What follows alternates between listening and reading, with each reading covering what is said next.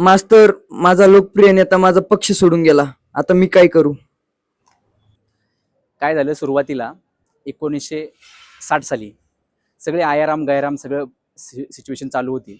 काही MP MLA यायचे जायचे अशी परिस्थिती असताना 1960 साली हरियाणा विधानसभेमध्ये गयाराम नावाचा एक MLA हा पक्ष सोडून गेला.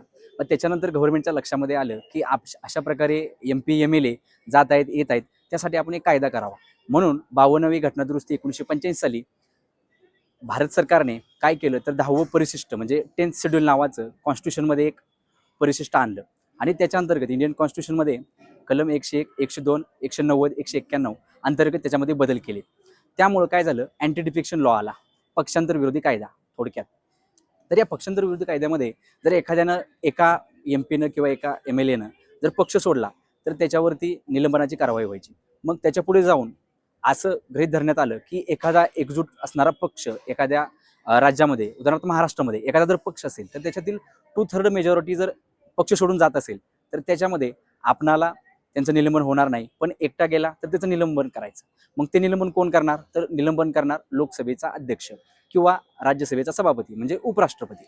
मग अशा केसेसमध्ये पक्षांतर विरोधी कायदा आल्यामुळे काय झालं तर जे 2/3 मेजॉरिटी असेल तर त्याच्या विरोधात कारवाई होणार नाही आणि बाकीच्या लोकांच्या विरोधात त्याच्यामध्ये कारवाई होणार. आता जे परिस्थिती जी आपल्या महाराष्ट्रामध्ये चालू आहे याच्यामध्ये काय झालं तर आता जे म्हणतात की मी एखाद्या खासदाराची गाडी जाळून देऊ, त्याच्या तोंडाला चिखल लावू किंवा त्याच्या तोंडाला काळे फासू.